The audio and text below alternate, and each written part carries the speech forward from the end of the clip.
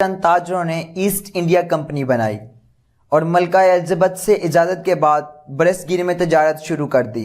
मुग़ल हुक्मरानों ने इन ताजों पर तजारती मराहत की बौछार कर दी और इन ताजों ने इन मराहत का खूब नाजायज़ फ़ायदा उठाया। कुछ वक्त गुजरने के बाद इन्हीं ताजों ने बरसगीर के मुख्तलिफ हिस्सों पर कब्ज़ा करना शुरू कर दिया। मुग़ल हुकूमत बहुत कमज़ोर हो चुकी थी, इसलिए अंग्रेज़ों के जारहाना इक़दाम को रोक ना सकी। सबसे पहला हमला सिंध पर होता है। 1843 में मियानी के मुकाम पर फैसला कुन लड़ाई होती है और चार्ल्स नेपियर की फतह होती है। कश्मीर पर कब्जा करने के बाद अंग्रेज़ कश्मीर को सिर्फ 75 लाख के इवज़ राजा गुलाब सिंह को बेच देते हैं। बहुत कम वक्त में पूरा बरसगीर इनके कब्ज़े में आ जाता है।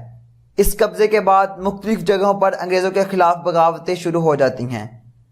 10 मई 1857 को मेरठ के मुकाम पर मुसलमान और हिंदू मिलकर अंग्रेज़ों के खिलाफ जंग लड़ते हैं, मगर कामयाबी अंग्रेज़ों का मुकद्दर ठहरती है। इस जंग के बाद अंग्रेज़ ज़ुल्म सितम की तमाम हदें अबूर कर जाते हैं। जंग आज़ादी में मुसलमान चूँकि आगे थे, इसलिए अंग्रेज़ों के ज़ुल्म सितम का निशाना भी खुसूसन मुसलमान बने। कई शहर तबाह हो जाते हैं, चौराहों पर फांसियाँ दी जाती हैं। 1857 की जंग आज़ादी के बाद मुसलमान मुआशी, तालीमी और समाजी लिहाज से बहुत पीछे रह जाते हैं। मुसलमान हर मामले में अंग्रेज़ों से कतई ताल्लुक़ कर देते हैं और इनका मुस्तकबिल बहुत तारीक नज़र आ रहा होता है। इन हालात में सर सैयद अहमद आगे बढ़ते हैं और मुसलमानों को तालीम की तरफ मशगूल करते हैं। सर सैयद अहमद खान ने बहुत से तालीमी इदारों की बुनियाद रखी, मगर अलीगढ़ कॉलेज इनकी नुमाया कामयाबी थी, जो बाद में अलीगढ़ यूनिवर्सिटी बना। 1867 में बनारस में उर्दू हिंदी तनाज़ा होता है।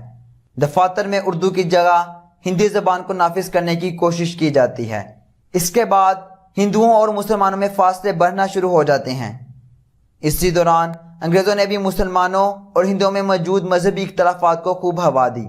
इस वक्त तक हिंदुस्तान में एक ही बड़ी सियासी जमात मौजूद थी, जिसे कांग्रेस कहा जाता था। सर सैयद मुसलमानों को सियासत से दूर रहने का मशवरा देते हैं।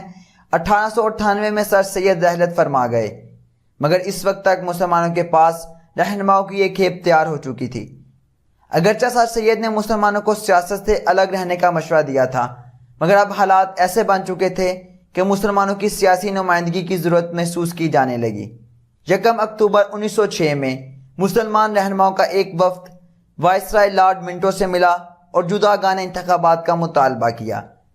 वायसराय ने काफ़ी हौसला अफजा बातें की, जिसके बाद दिसंबर 1906 में मुसलमानों ने अपनी अलग सियासी जमात मुस्लिम लीग की तश्कील दी और सर आगा खान इसके पहले सदर बने। वक्त गुजरने के साथ साथ मजहबी फसादात में शिद्दत आती जा रही थी। 1913 में कायद आज़म कांग्रेस छोड़कर मुस्लिम लीग का हिस्सा बन जाते हैं। कायद आज़म हिंदू मुस्लिम इत्तेहाद के सबसे बड़े इल्मबरदार के तौर पर सामने आते हैं।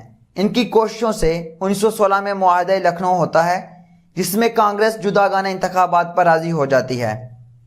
इस दौरान जंग अजीम अव्वल भी चल रही होती है। जंग अजीम अव्वल के इख्तिताम पर तुर्की को शिकस्त का सामना करना पड़ता है। 1919 में बरसगीर के मुसलमान खिलाफत और मकामात मुक़द्दसा की हिफाजत के लिए तहरीक खिलाफत शुरू कर देते हैं और देखते ही देखते ये बरसगीर की सबसे बड़ी तहरीक बन जाती है। गांधी इस तहरीक में मुसलमानों का साथ देते हैं, मगर बाद में अचानक इस तहरीक से अलग हो जाते हैं। इस तहरीक की वजह से मुसलमानों को शदीद नुकसानात होते हैं। बगावतों को कुचलने के बाद 1919 में रोल्ट एक्ट नाफज कर दिया जाता है, जिसमें लोगों को बगैर अदालती कार्रवाई के शक व शुबा की बुनियाद पर मारने का हुक्म दे दिया जाता है। इस एक्ट के बाद बगावतों में मजीद शिद्दत आ जाती है। चुनाचे अंग्रेज अप्रैल 1919 में अमृतसर में जलियांवाला बाग के मुकाम पर एक जलसे पर फायरिंग करके 1200 से ज़ायद लोगों को मौत की घाट उतार देते हैं। 1920 से 1922 तक तहरीक अदम एतमाद चली। 1928 में कायद आज़म ने अपने 14 निकात पेश किए, जिसमें मुसलमानों की अलग सियासी नुमाइंदगी और मुसलमानों के हकूक़ के तहफ़्फ़ुज़ की बात की गई थी। 1930 में इलामा मोहम्मद इकबाल अपने मशहूर खुतबा अलाहाबाद में मुसलमानों की अलग रियासत को तमाम मसाइल का हल करार देते हैं। अगले साल गोल में इस कॉन्फ्रेंस में इलामा इकबाल फिर मुसलमानों के लिए एक अलग रियासत का मुतालबा करते हैं, मगर कांग्रेस तकसीम के किसी फार्मूले पर तैयार नहीं होती। 1933 में चौधरी रहमत अली एक पम्फलेट 9 और नेवर में नई मुस्लिम रियासत का नाम पाकिस्तान तजवीज़ करते हैं। قائد اعظم مایوس ہوکر لندن چلے جاتے ہیں، پھر علامہ اقبال کی درخواست پر 1934 میں واپس آتے ہیں اور پھر اپنی ساری زندگی مسلمانوں کے لیے وقف کر دیتے ہیں۔ 1937 میں عام انتخابات منعقد ہوتے ہیں جس میں کانگریس 1585 صوبائی نشستوں میں سے 707 جیت جاتی ہے، جبکہ مسلم لیگ کے حصے میں 106 نشستیں آتی ہیں۔ اس الیکشن کے بعد کانگریس حکومت بناتی ہے مگر مسلمان اپنے حقوق سے محروم رہتے ہیں۔ چنانچہ 1939 میں جب یہ کانگریسی وزارتیں ختم ہوتی ہیں تو مسلم لیگ یوم نجات مناتی ہے۔ 1940 میں مسلم لیگ کا اجلاس لاہور میں منعقد ہوتا ہے جس میں مولوی فضل الحق قرارداد پاکستان پیش کرتے ہیں جو متفقہ طور پر منظور کر لی جاتی ہے۔ اس اجلاس میں قائد اعظم اپنے خطبہ صدارت میں کہتے ہیں کہ 1200 سال اکٹھے رہنے کے باوجود ہندو اور مسلمان کبھی اکٹھے نہیں ہو سکے۔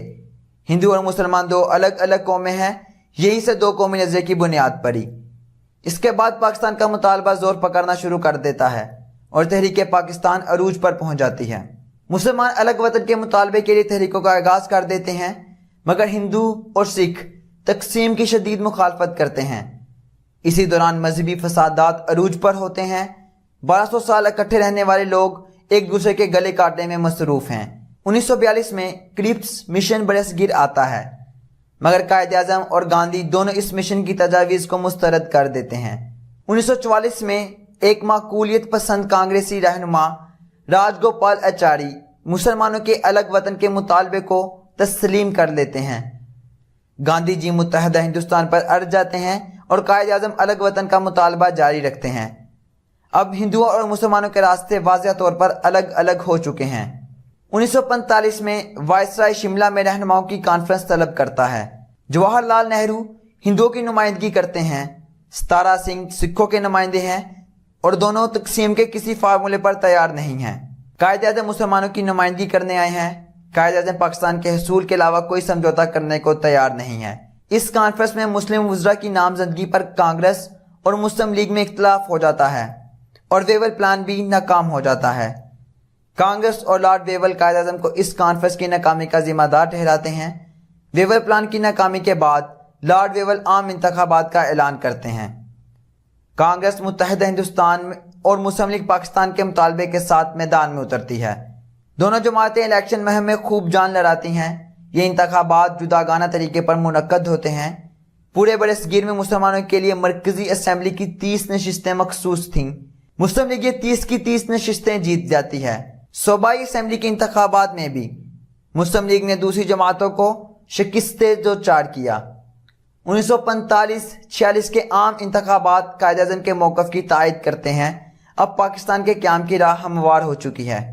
1946 میں کابینہ مشن پلان برصغیر میں آتا ہے۔ حکومت سازی میں شریک ہونے کے لیے کابینہ مشن کی تمام تجاویز کو ماننا ضروری تھا۔ کانگریس اس پلان پر بہت خوش تھی مگر مسلم لیگ الیکشن جیتنے کے بعد اس پلان سے کافی مایوس تھی۔ توقع یہی کی جا رہی تھی کہ قائد اعظم اس پلان کو ماننے سے انکار کر دیں گے اور مسلم لیگ حکومت سازی میں حصہ نہیں لے سکے گی، لیکن قائد اعظم نے اس پلان کو منظور کر کے کانگریس کو ورطہ حیرت میں ڈال دیا۔ اب کانگریس نے آدھا پلان منظور کیا، حالانکہ بوڑھی حکومت میں شامل ہونے کے لیے پلان کو مکمل تسلیم کرنا ضروری تھا۔ قائد اعظم کے مطالبے کے باوجود حکومت برطانیہ نے پلان نافذ کرنے سے انکار کر دیا۔